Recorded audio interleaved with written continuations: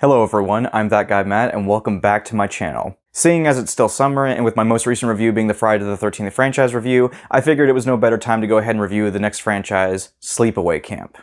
A slasher series that began all the way back in the early 1980s following the financial and critical success of Halloween and Friday the 13th, the latter of which is often compared to. To be fair, it's understandable why some would see Sleepaway Camp as a ripoff. It came out 3 years after the original Friday the 13th, it takes place at a summer camp, and features a mysterious killer that isn't revealed until the film's climax. While the similarities are there, that doesn't make it a bad film by default. Frankly, I'm not really interested in debating what came first. Unless it's a genuine one-to-one copy, I think it's perfectly fine to take inspiration from other forms of media and use them elsewhere. At the end of the day, it really just comes down to execution, and even though Friday the 13th and Sleepaway Camp are similar in a lot of ways, I think that Sleepaway Camp does enough to set it apart from its contemporaries.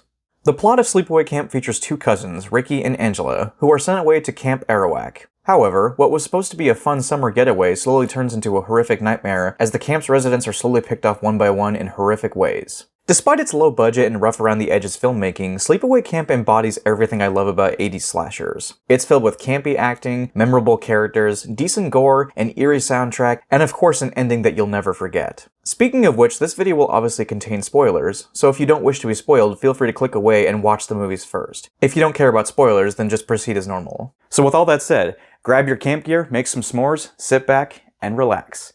This is my franchise review of Sleepaway Camp.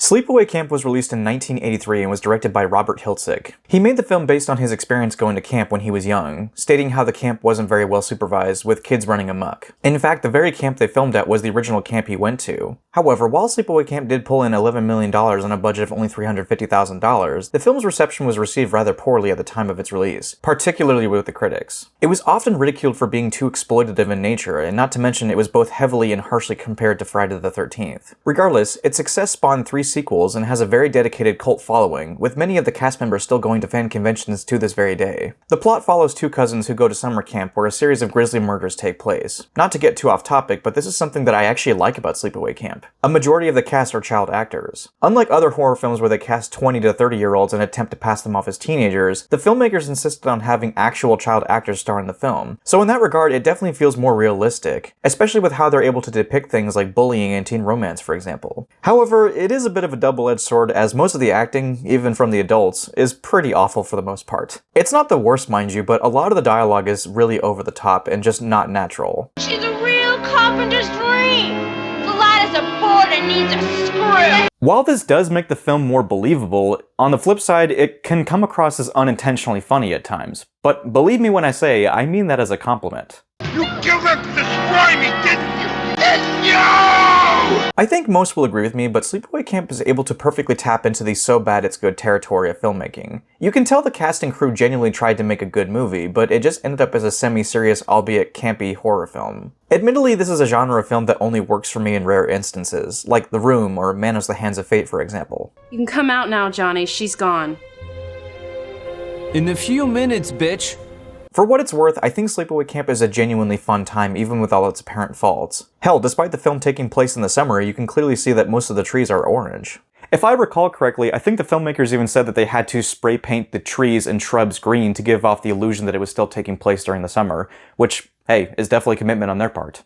Of course, let's discuss the positives of the movie. First and foremost, the atmosphere is pretty good overall. I've always liked summer camp as a setting for horror films. Similar to how I associate cabins with Evil Dead, they just go hand in hand. The opening score gives off an eerie and bone-chilling vibe, which really sets the mood. I like that the killer's identity is hidden for a majority of the runtime, which is very reminiscent of Psycho and Friday the 13th. And of course, the cast is another major highlight. As I stated earlier, the acting overall can be pretty bad at times, but because of the film's direction, it still manages to be charming. First and foremost, we have to discuss Desiree Gold, who plays Aunt Martha. She's only in the movie for about 5 minutes, if even that, but damn, she makes an impact. Her character is pretty nutty and off the walls, which makes her acting all the more appropriate. If you've seen the movie, you know what I'm talking about, but I just love her brief appearance. Oh, no, I'm afraid that they wouldn't approve of that at all. even though they know that I am a doctor. Of course, we have Felissa Rose, who plays Angela Baker. She's the quiet and timid girl who feels like a fish out of water type character. Not to mention she hardly has any lines of dialogue. However, she manages to come out of her shell after meeting Ricky's friend Paul, whom she dates in the movie. And despite the horrors that are awaiting both of them, I think that their relationship actually is kind of charming. It should go without saying, but I absolutely adore Felissa Rose, both as an actress and of course as the character of Angela Baker. By many accounts, I've heard that she's an absolutely delightful person in public, so hopefully one day I actually get the chance to meet her at a convention. Alongside Angela, we also have Ricky, who is another memorable character. He was played by Jonathan Tiersten, and I'd argue he's got the most charisma here as an actor. He's social, athletic, and has a sailor mouth that would put many kids to shame. Fucking bastards are gonna pay for this! Cocksuckers! Pricks! I'm gonna fight you chicken shits! Sure, Ricky gets into fights and can be a little hot-headed at times, but he genuinely cares for Angela and often goes out of his way to protect her at whatever cost. Overall, he's just a fun character, and I think the actor did a pretty good job at portraying him. Eat shit and die, Ricky! Eat shit and live, Bill. Another performance I'd love to highlight is Judy, played by Karen Fields. She plays one of the most despicable and reprehensible characters I've ever seen in a slasher film. She's manipulative, petty, and acts like a child when she doesn't get her way. She's over the top, sure, but the actress did a great job at making you hate her, so she did very well in that regard. However, if you've seen the interviews with Karen Fields, she's actually one of the sweetest people. It always surprises me when some of the sweetest actors you know play the most despicable characters. If I'm being honest, the rest of the cast are just fine. They play their roles fairly well, and they serve their purpose as entertaining cannon fodder. There are plenty of funny lines and memorable moments. Of course, you can't forget about the police officer with the horribly and so obviously fake mustache. It is genuinely one of the most unintentionally funny moments I've seen in a horror film. But hey, at least the kids are actually being accompanied by kind, caring, and loving adults who will absolutely take care of them. There ain't no such thing as being too young. You're just too old. Okay, it's time to move on.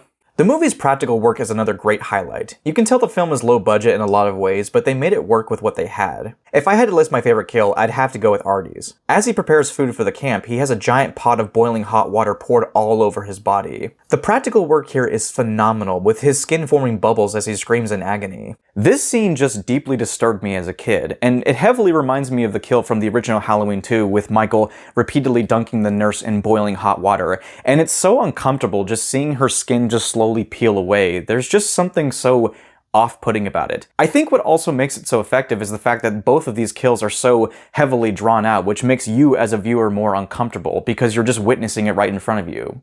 Another kill that's worth mentioning is Mel's, which is admittedly more on the simplistic side, but considering the 80s, it's still impressive with how they were able to pull this off. On the flip side, however, there are a couple of kills where the victims could have easily escaped. For example, there's a scene where a kid is in a bathroom stall taking a shit. The killer drops a bee's nest into it, but he can't escape because of a flimsy broomstick locking the door. Now, I'm not exactly the pinnacle of peak fitness, but even I could break that broomstick no problem. Hell, my grandmother could do it if she really tried. Even if he couldn't break it, what's stopping him from moving underneath the stall to the next one? I mean, it's not like they're walled off or anything like that. Like I said, even though I love this movie, there are points where the plausibility is stretched beyond belief. Now it is time to discuss the ending. Angela is at the beach with Paul. The two are naked and she's caressing his head in his arms. There's a brief flashback of Aunt Martha wishing she had a daughter. And it turns out that Angela was not only a boy this entire time, but was in fact the killer. Paul's been decapitated and she's covered in blood. Ronnie and Sue stand there, completely mortified. The movie ends with a haunting score and the eerie sounds of Angela breathing heavily. To this day, this is still one of the most creepy and disturbing endings to a horror film I have ever seen. Regardless of whether you like this movie or not, you can't deny that this is an ending that will stick with you long after the movie is over. Sure, there are many instances where you could point to Angela as the killer, especially with how often she gets picked on. However, I still think the ending is effective regardless. To sum it all up, the original Sleepaway Camp is a fun time. Sure, it's cheesy, unintentionally funny at times, and it follows a similar formula to other contemporary slashers, but it has a level of charm that manages to stand on its own. While it is by no means a perfect movie and is far from being my favorite slasher, it's still fun to revisit, even after all these years. It's so bad that it's good, and I love it for what it is. It has so many memorable moments, funny lines of dialogue, and some pretty good kills for its time. And it shouldn't come as a surprise, but the original Sleepaway Camp is the highlight of the series for me, because going forward, the series will take a noticeable dive in quality.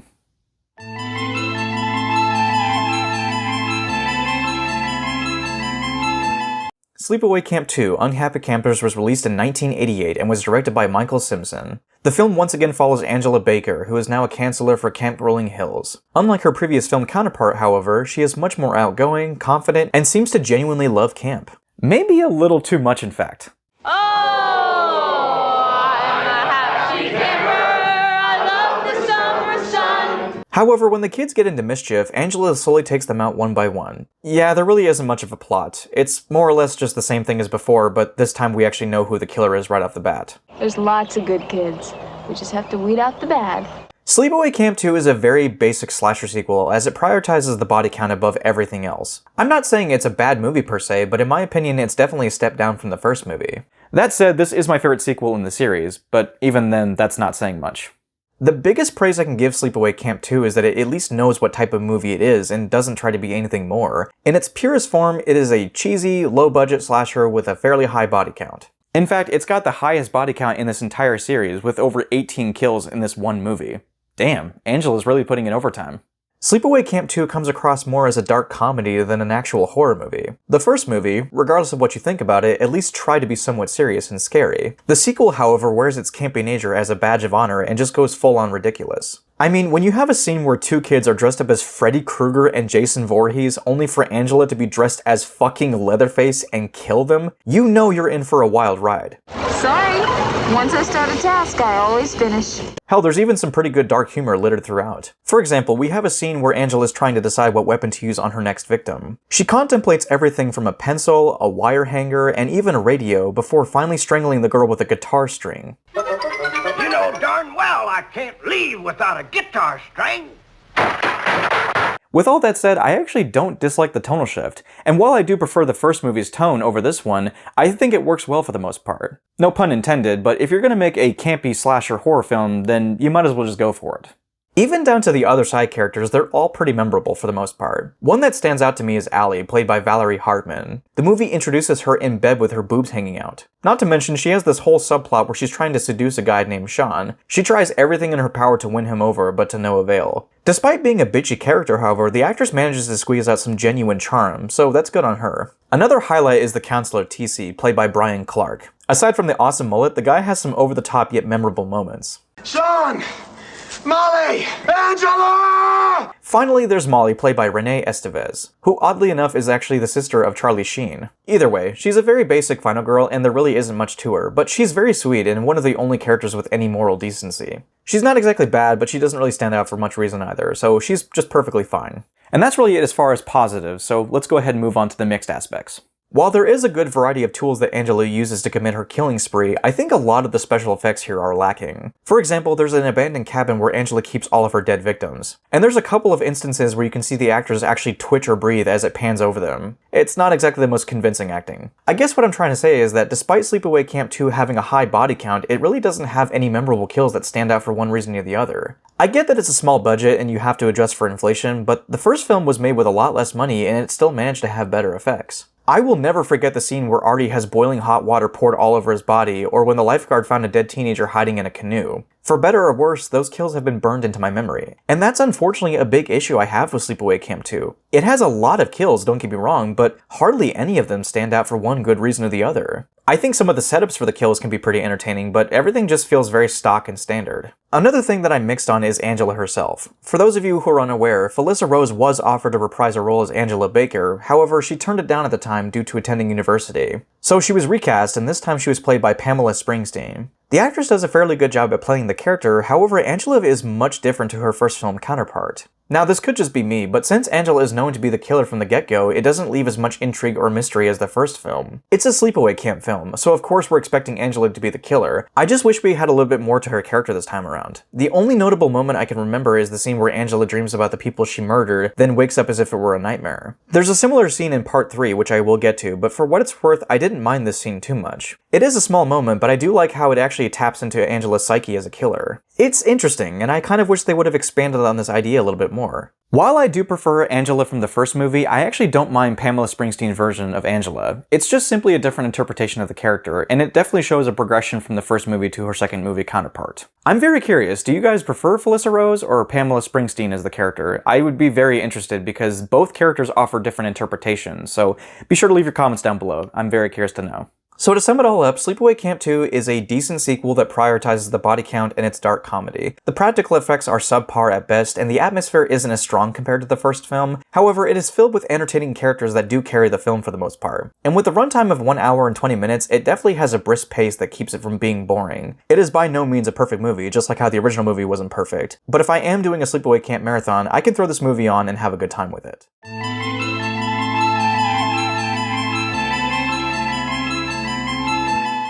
Just gonna go ahead and pour myself a glass of this real quick, because I'm gonna need it. Sleepaway Camp 3 Teenage Wasteland was released only 1 year after the second film and was once again directed by Michael Simpson. And I'm sure you're all aware, but in case you're not, both films were shot back to back, and it definitely shows. What's funny is that when I was younger, this actually used to be my favorite in the entire series. At least it was the one that I revisited the most often. But looking back on it now, I have to ask myself, what can of paint was I huffing back then? Because my God, this movie is awful. Trip out on this! That's my tent. Hell, why even bother huffing the paint? It actually would be more productive to paint a wall than actually watch this movie. Sleepaway Camp 3 feels subpar in just about every way. The kills are poorly executed and heavily lacking on the gore, more so than the previous film. The characters aren't as fun, they even reuse the same locations from the second film. I'm not going to claim that the second film was a masterpiece by any means, but I had way more fun rewatching that one in comparison. I can't explain it very well, but the film just feels even more low quality despite both having the same budget. And I just want to remind you, the original Sleepaway Camp was made on a budget of $250,000, and they actually made it work in that movie. And yes, I know you have to adjust for inflation and whatnot, but it just proves one thing: a higher budget does not always mean a better film. Set 1 year after the events of Part 2, Sleepaway Camp 3 follows Angela once again as she takes the identity of a camper and goes to yet another camp, this time called Camp New Horizons. Man, the creativity for these camp names just keeps getting better and better. What's next? Camp Happy Fun Times? Oh, no, that was fucking terrible. I'm cutting that shit out. And it shouldn't come as a shock, but the plot this time is that Angela's killing more campers. Only this time, her method for killing seems more inconsistent than before. In the second film, Angela killed campers that she deemed to be problematic or were just bad influences. I mean, sure, she did kill a couple of people that got in her way or would have told on her, but that's just it. In this film, however, she just kills people for the sake of it. The film literally opens with Angela chasing a girl named Maria in a garbage truck. She chases her down the alley, runs her over with the garbage truck, and then disposes of her body in the back. I know that Angela is psychotic, but she's supposed to be a lot more methodical than this. I guess we're just throwing any and all subtlety out the window. I have to be honest, when it comes to reviewing Sleepaway Camp 3, there really isn't much to say here. I wouldn't be surprised if this review ends up being shorter as a result. Simply put, the film falls flat in almost every regard. From its characters, to the kills, the score, the practical effects, there really isn't much I can praise about it. Now, if you know me and my channel, I try to be positive and have an open mindset with a lot of things that I talk about, because I don't want to just simply sit here and shit all over something for the sake of doing so. I try to find a common middle ground in pointing out the good and the bad and the ugly in everything I talk about. I don't feel like it's a true critique unless I have something good to say, right? So before this turns into an unfiltered rant, let me go ahead and talk about some positives that I found with Sleepaway Camp 3. I promise you this will be short. First and foremost, the character of Riff is fucking hilarious. He's one of the most stereotypical thug archetype characters I've ever seen in a movie. He's an asshole, but he's a lovable asshole. Everything he says and does is so fucking over the top and just flat out funny that I couldn't help but love the guy. At one point, he's sitting inside of his tent listening to music. Angela interrupts him and they have this exchange. You heard me the first time!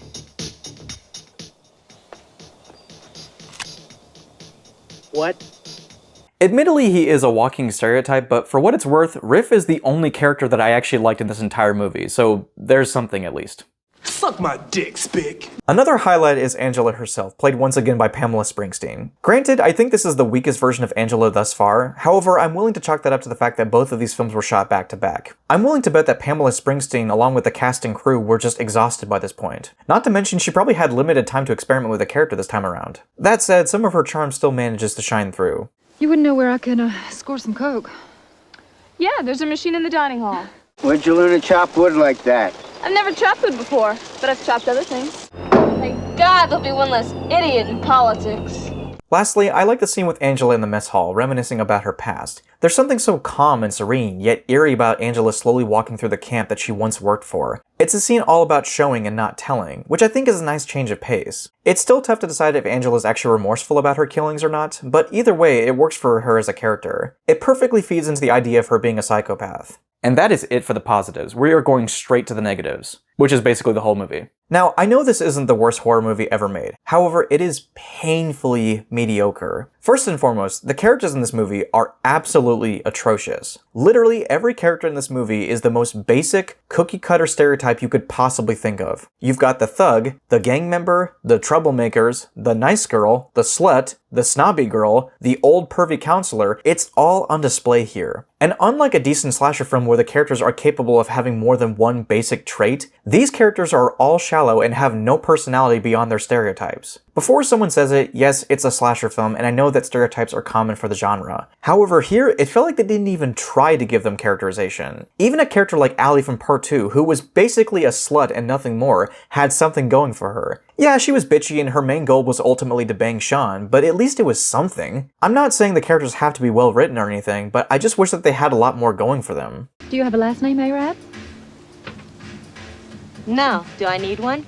However, I'm willing to let that slide, because even in a terrible movie, if the kills are still good, it can make up for the lack of interesting characters. With that said, does the movie actually have good kills? Batter up!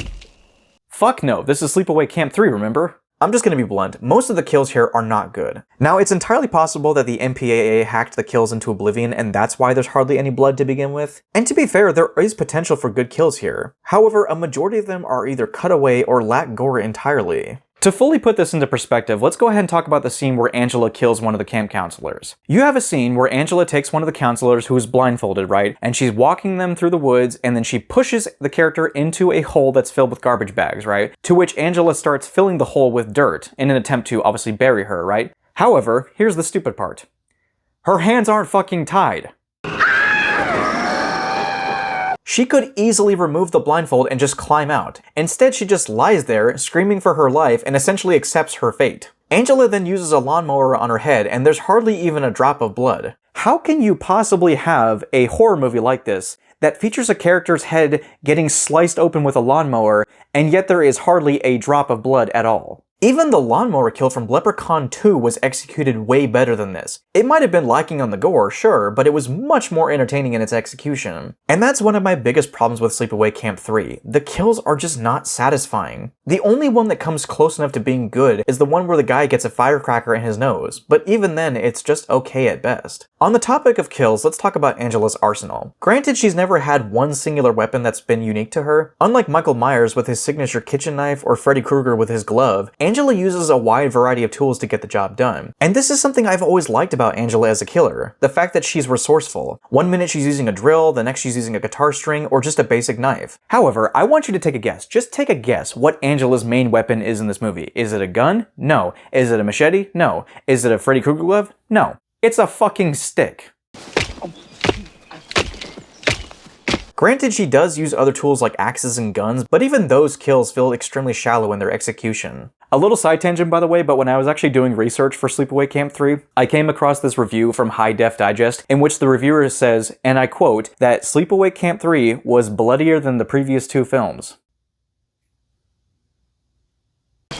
So that was a fucking lie. I really hate to be so negative, but Sleepaway Camp 3 is just an unnecessary, below average, and frankly boring sequel. It somehow manages to feel even more low budget than the first two films, and not even the small bits of charm scattered throughout can save it. I really don't have much else to say here. The characters are just your stereotypical, standard cannon fodder, with really nothing to latch onto. The practical work here is especially disappointing, with almost all gore lacking entirely. Admittedly, Sleepaway Camp 3 might not be the worst slasher film I've ever seen, but it is a prime example of why some people say that horror films are nothing but gore and cleavage. Ones with tits and blood. Even when it comes to the campy nature of Sleepaway Camp 3 being low budget and whatnot, I can't even in good conscience call this a so bad that it's good movie. It just comes across as boring in the worst possible way. But don't hold your breath, because the next one is somehow even worse.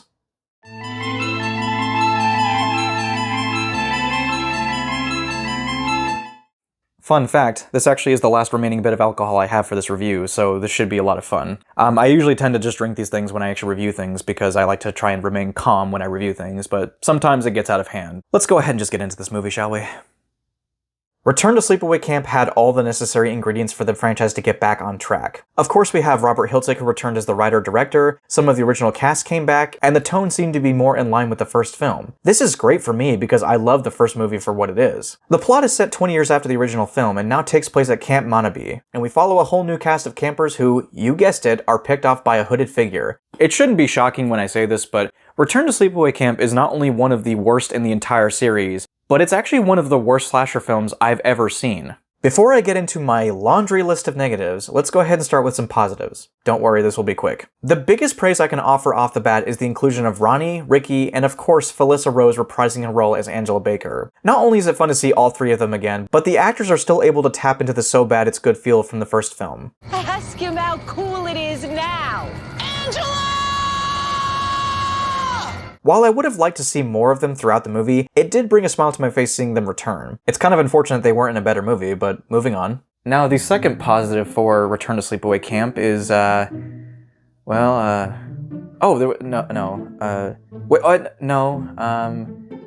there are no other positives. This movie sucks ass. The filmmakers desperately tried to recapture the magic of the first film, but as I'm sure many of us know, that is an exercise in futility. Like I stated before, the first film was an accidentally well-made horror comedy. It wasn't good because it was being bad on purpose, it was good because the cast and crew took it seriously, which added to the charm. However, here, it feels like they're intentionally being over the top and ridiculous, so it doesn't quite land the same way. I am not exaggerating when I say that most, if not all, the characters in Return to Sleepaway Camp are some of the most shallow, uninteresting, one-dimensional, cliché, annoying characters I have seen in a movie, period. They are so mean-spirited and over-the-top to the point where they feel like a parody of horror movie characters. And the camp counselors? They're not much better. Now granted, the counselors in the first film weren't great models by any stretch, but in this movie they are somehow even worse. And that's fucking saying something when they had Artie as the head chef. However, none of them, not a single one of the characters in this movie, no matter how annoying or over the top they may come across, can ever come even close to being as insufferable as the main protagonist in this movie, and that is Alan. Your ass stinks. Your ass stinks. Your ass stinks. Your ass stinks. Your ass stinks. Shut the fuck up. You're a fucking cunt. Fuck this character. All my homies hate Alan. I know that horror films have many terrible characters, it's a trope in the genre after all, but Alan seriously takes the cake here. He constantly belittles and picks on characters, ones who don't even deserve to be harassed in the first place, and yet he'll cry and complain when he gets the exact same treatment. What's so frustrating about Alan is that the filmmakers can't decide on whether he's supposed to be this, like, terribly misunderstood and tragic person that just happens to be different, or one of the most insufferable and annoying characters that has ever been put to screen. And not only that, but the film tries to pull the rug out by having this absolutely stupid bullshit twist. Throughout the film, there's a cop that is the most obvious red flag in horror history. He's speaking through a voice box, he has a terrible prosthetic mustache, his whole face is disfigured, and of course the character is very thin. It's so obvious that this is Angela, but the film tries to pretend otherwise. Alan is implied to be the one doing the murders, at least that's what the film wants you to think. Now, before I get into this tangent, I want you to know that I'm not making fun of people who are overweight, okay? I currently am going through a weight loss journey myself, so I empathize with people who are overweight. That being said, however, I ask you, the humble viewer, does this figure look anywhere close to the actual body size and volume of Alan in this movie? Clearly fucking not.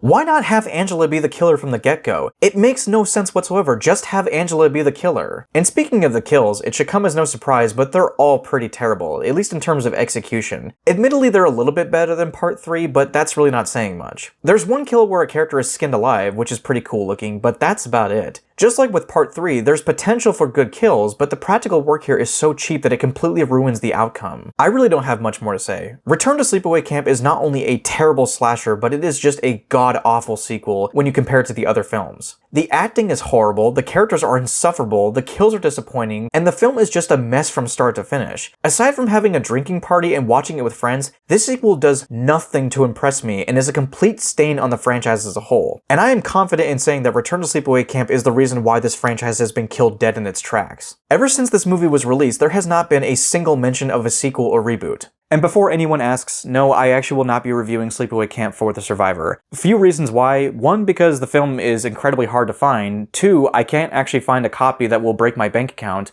And three, the film was technically never finished to begin with. Sure, it did get an on-demand DVD release, but even then, I'm not sure it can be classified as a feature film. From what I gathered after doing research, the film was in production in the early 90s, but was cancelled halfway through shooting. However, what was left over was stitched together with stock footage from the previous films in an attempt to tell a new narrative. I'm not gonna lie, that doesn't sound appealing to me in the slightest. Not to mention, I haven't heard a single good thing about it, so I can't really say it's worth my time. I don't know, is there anyone who's actually watching this video that actually enjoyed the movie? Because if you did, please let me know down below. I'd like to hear your thoughts. I managed to find a copy of Return to Sleepaway Camp by sailing the 7 seas, if you catch my drift. But after watching this putrid piece of shit, that is the farthest I'm willing to go, so I do hope that my pain and suffering was enough to entertain you for this long. I apologize for my anger. I feel like I just needed to get that off my chest. For all of its faults, the original Sleepaway Camp is a cult classic that I unashamedly love, but it has a level of charm that feels unique to the movie. And while the sequels managed to capture the charm in small doses, the first film will forever be the best one as far as I'm concerned. It may not be the most polished film ever, but for what it is, I still love it. For anyone who's actually made it this far, please let me know down below, what do you think about Sleepaway Camp? I'd love to hear any and all thoughts you have about the franchise as a whole, or just individual films. With all that said, guys, that was my review of Sleepaway Camp as a whole. I want to thank you guys very much for watching my videos as always and liking and commenting and whatnot. I do have a Ko-fi link down below if you guys actually want to donate to the channel, but if you guys don't want to, then you can just simply leave a like or comment or even subscribe if you actually enjoy the content. Either way, your support means the world to me, and I thank you guys very much for watching. I don't actually know what my plans are for my next franchise review. I'm currently tossing around a few ideas, but if you guys have suggestions, please feel free to leave them down below in the comments. But until next time, guys, this has been ThatGuyMatt, and I will see you guys all in my next review, whatever that may be. But until then, I hope you all take care. I'm just ready to wrap this shit up because I've had a long day. This review, sometimes reviewing these things actually can take quite some time. Sometimes I sit in this like hot, dense room with like this, I have like this big light on top of me and it just kind of beats down on my head and makes me sweat, and the alcohol's not helping, so.